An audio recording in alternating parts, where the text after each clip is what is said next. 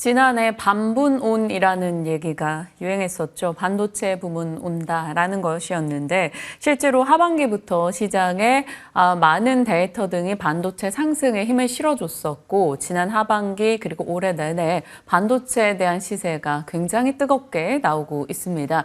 그런 가운데 묵직했던 삼성전자도 이제 9만 원권을 향해 달려가고 있는데요. 어떻게 바라봐야 될지 반도체 섹터 전반에 대한 이야기 풀어가겠습니다. 인더스트리 애널리스트 이주환 박사 모셨습니다. 박사님 어서 오세요. 네, 반갑습니다. 반갑습니다. 일단 항상 반도체는 미국에서부터 이야기를 좀 시작해 가야 될 것 같아요. 엔비디아, TSMC, AMD 이렇게 AI 반도체 밸류체인 종목들이 굉장히 뜨거웠다가요. 요즘에는 조금 주춤합니다. 오늘도 엔비디아, AMD 많이 빠지기도 했고요. 오히려 메모리 쪽에서 더 힘을 내주는 모습인데 반도체 내에서도 이제 계속 순환이 돌고 있어요. 좀 분위기가 바뀌는 걸까요?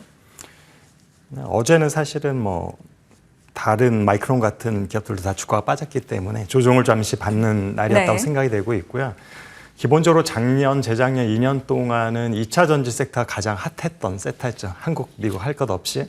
그러니까 이제 2차 전지 실적들이 급락하면서 반도체 쪽으로 이제 기대치가 높아지고 있었고 또한 올해 1분기부터는 좀 더 실적에도 반영될 거라는 기대감들이 많이 커져서 주가도 아마 연초부터 빠르게 오르기 시작했던 것 같은데요. 네. 사실은 어떤 전반적으로 반도체에 대한 관심이 쏠렸고 그다음에 자금도 그쪽으로 이동을 했기 때문에 반도체 섹터 전반의 우호적인 환경이라고 생각하면 될 것 같고요. 그 중에서도 이제 그 반도체 섹터의 상승을 이끌고 있는 게 AI 관련된 주들이고 그래서 엔비디아가 가장 먼저 치고 나왔고 여전히 영향력은 가장 크다고 보고 있고요. 하지만 이제 엔비디아 같은 경우도 빠른 시간 동안 굉장히 주가가 많이 올랐기 때문에 상대적으로 같은 반도체 섹터면서 또한 수혜가 예상이 될 수 있는 다른 기업들로 조금씩 이제 매수세들이 몰리고 있다 보시면 될 것 같습니다. 한 분야가 뜨거울 때 막 대장이 뜨겁고 나면 그래서 그다음 수혜는 어디야 이러면서 계속 관련주 찾기 영역 확장이 일어나는 것 같습니다. 자, 그럼 국내로 넘어와 본다면 삼성전자가 많이 올라왔어요. 이제 9만 전자 넘어서 10만 전자 기대감이 또 나오고 있습니다. 오늘 잠정 실적도 앞두고 있으니까 삼성전자에 대한 얘기 집중해 주시죠. 삼성전자 같은 경우 사실은 연초에는 SK 하이닉스에 비해서 상대적으로 굉장히 주식시장에서 소외를 많이 받았었고 그래서 주주들이 거기에 대한 불만도 많이 토로를 했던 것으로 기억을 하고 있고요.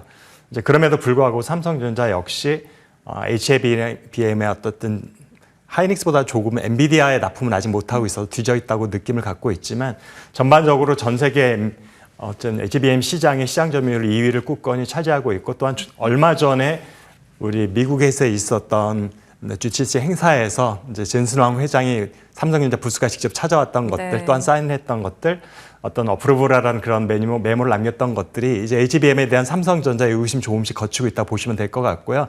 무엇보다도 지금 전 세계 AI 관련된 수요 급증하는 것에 비해서 공급이 어쨌든 부족한 상황이거든요. 그래서 그것이 결국엔 최종적인 엔비디아의 칩셋으로 갈 것이고 엔비디아 칩셋의 가장 핵심이라고 할 수 있는 HBM 매니팩처러들한테 그 수혜가 갈 수밖에 없는데 공급이 부족한 상황이다 보니까 SK 하이닉스 한 기업만 갖고는 도저히 그 물량을 채울 수가 없는 상황이어서 어디든지 엔비디아 입장에서는 공급할 수 있는 기업만 있다면 그것이 마이크론이든 삼성전자이든지 손을 내밀 수밖에 없는 사정이어서 결국 그쪽 섹터에 대한 수요는 굉장히 빠르게 성장할 수밖에 없다. 이것이 첫 번째이라고 볼 것 같고 그리고 상대적으로 전체적으로 반도체 매출, 특히 메모리 매출에서 아직까지는 물량으로 보면 HBM이 차지하는 비중은 높지 않다고 판단이 되고 있어요. 10% 미만으로 보고 있기 때문에 그렇게 본다면 이제는 작년 9월부터 시작된 메모리 가격의 상승세들이 이제 본격적으로 실적에 반영이 되는 시점이 왔다.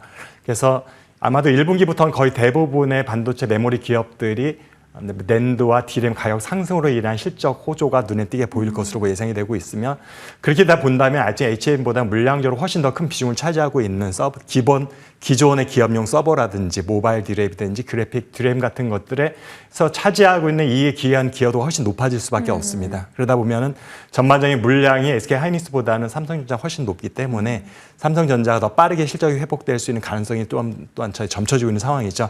이런 것들이 맞물려서 최근에 주가가 이제 8만 전자를 넘어서 9만 전자, 10만 전자까지 바라보게 되는 기대치를 갖게 된 것 같습니다. 네. 그렇다면 숫자에 대한 기대가 좀 더 빠르고 명확하게 드러날 것으로 예상되는 삼성전자 보유자라면 더 보유 의견으로 정리 가능할까요?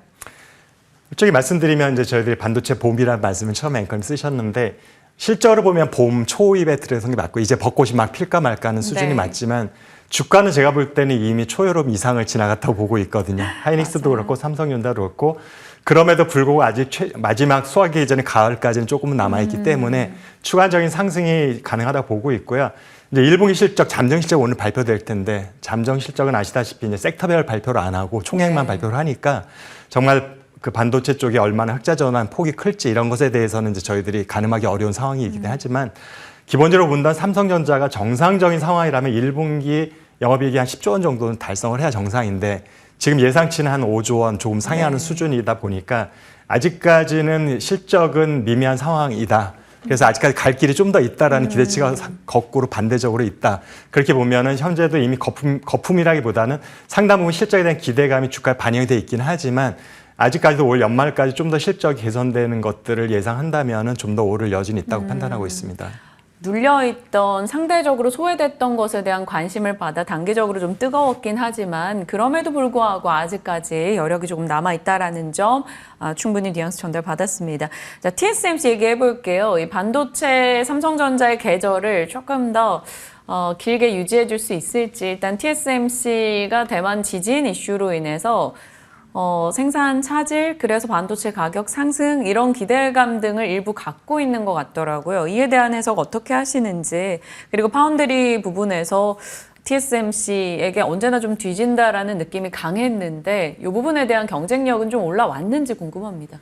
일단 TSMC 지진으로 인한 영향을 생각해 보면 과거에는 대만에도 메모리 업체들이 좀 일부 있었어요. 네. 물론 그 시장 점유율이 그렇게 높지는 않았지만 그럼에도 불구하고 어떤 현물 시장 가격에서 요동치는 것 영향력은 충분히 할 수 있었기 때문에 전반적으로 한국 기업들한테도 주가에 좋은 영향을 미쳤지만 지금은 사실상 2012년 이후로 메모리 3사 체계가 굳어지면서 대만의 역할이라는 건 거의 없다고 보여지기 때문에 메모리 가격 상승의 쪽에는 영향을 미칠 수 없는 상황이다라고 일단은 저희가 말씀을 드릴 수 있을 것 같고 결국에는 파운더리 쪽에서의 영향을 살펴봐야 될 것 같은데 아직까지는 엔비디아가 결국 뭐 AI의 주도주라고 생각했을 때 AI의 칩셋을 최종적으로 패키지하는 거는 TSMC에서 거의 100% 전략을 네. 하고 있는 상황인데 한국 기업들이 그 물량을 가져올 수는 없거든요. 왜냐하면 그 칩셋 패키징 아직까지 해본 적이 없고 우리한테 물량을 아직까지 넘겨준다는 소식은 없었기 때문에 결국에는 엔비디아의 최종 칩셋에 들어가는 HBM에 대한 수요 쪽일 텐데 최종 칩셋의 패키징이 조금 영향을 받을 수 있다라면 부품의 미치는 영향은 오히려 네거티브한 쪽이 더 있다고 봐야 되겠죠. 그래서 과거와는 다르게 지금 대만의 지진이 한국 기업한테는 오히려 약간 마이너스 요인으로 작용할 수도 있다고 판단이 되고 있습니다. 네, 참고하겠습니다. 자, 저희가 반도체에서 큰 덩어리에서부터 이렇게 쭉 내려가고 있는데 삼성전자 다음 그럼 하이닉스에 대한 고민도 해볼 필요가 있겠죠. 상대적으로 하이닉스가 속도가 더 빨랐습니다. HBM 단독 납품에 대한 그 이슈가 있었기 때문인데 이 솔벤더로서의 입지가 삼성전자가 퀄 테스트 통과해서 납품하게 되면 흔들릴 거야. 이 심리가 좀 작용을 했었어요. 하지만 기본 파일 자체가 커지는 건데 라는 반박의 의견도 있었고요. 어느 쪽에 더 무게 두십니까? 지금 시장의 성장이 굉장히 빠른 섹터이기 때문에 아까 말씀드렸지만 지금 누구든지 만들 수 있는 기업이 있다고 하면은 무조건 완판이 될 수 있는 상황인 네. 거고요. 그런 면에 있어서 삼성전자가 사실은 가장 선단 제품인 4세대에서 조금 SK하이닉스에 뒤졌던 것 때문에 주가에서도 악영향을 받았던 것 같은데 이제 사실은 4세대와 5세대 쪽에 거의 개발이 끝난 것으로 지금 판단이 되고 있고요. 조만간 엔비디아에도 상반기 중에는 납품이 될 것으로 저희들이 보고 있는데 그렇게 되면은 현재 SK하이닉스가 선도적인 입지는 제가 볼 때 최소한 1년은 지속될 거라 보고 있고요. 그럼에도 불구하고 SK하이닉스와 삼성전자 사이 갭은 기술적인 갭이라든지 아니면 고객 쪽에서 선호하는 갭 같은 것들은 점차 축소될 수밖에 없는 상황이라고 보여져서 1년 후라면 모르겠지만 2년 후라면은 그 차이가 과연 누가 우세한가라는 걸 우리가 좀 고민을 해봐야 될 정도로 그 격차 좁혀져 있을 것이라고 저는 생각하고 있습니다. 격차가 좁혀질 것이다. 그럼 좀 더 직접적으로 질문을 드려볼게요. 신뢰가 될 수도 있겠지만 삼성전자와 SK하이닉스 어떤 게 더 지금 예뻐 보이세요? 주식 투자 입장에서 말씀드린 거죠. 사실은 이거는 비교를 하기가 굉장히 어려운 게 SK하이닉스는 반도체 기업이고요. 삼성전자는 종합 전자회사거든요. 그러다 보니까 주가에 미치는 영향이 반도체만 있는 것이 아니고 모바일 쪽에 지금 영향도 굉장히 크고 네. 어떻게 보면 1분기까지는 반도체보다는 모바일 쪽에서 대부분의 이익의 기여도가 80% 이상이 될 거기 때문에 그쪽이 더 중요하고 그다음에 비중이 매출 비중은 크지만 이익 기여도 높지 않은 가전 쪽도 있고 그다음에 100% 자회사로서 지분법이 들어가 있는 디스플레이 쪽에 사실 실적도 굉장히 삼성전자 주가에는 영향을 미치기 때문에 디스플레이 쪽은 사실은 뭐 전반적으로 공급 과잉 상태이기 때문에 좋지는 않은 상황이어서 그래서 삼성전자는 사실은 주가만 놓고 보면 상승하기 위해는 여러 가지 종합적으로 봐야 되기 때문에 좀 무거운 주식일 수 있다. 하지만 SK하이닉스는 떨어질 때도 빠르게 떨어지지만 올라갈 때도 빠르게 올라갈 수 있다. 왜냐하면 반도체 하나만을 하고 있기 때문에. 근데 올해만 놓고 보면 반도체 쪽이 아까 말씀드린 가전이나 디스플레이나 모바일보다는 훨씬 성장성에 대한 기대치가 높기 때문에 반도체만 하고 있는 하이닉스 쪽에 저는 조금 더 일단은 관심을 갖고 있습니다. 네, 전체적인 업황에 대한 뷰 확인해 주시고 그 맥락에서 답변 주신 거니까 참고해 주시길 바랍니다.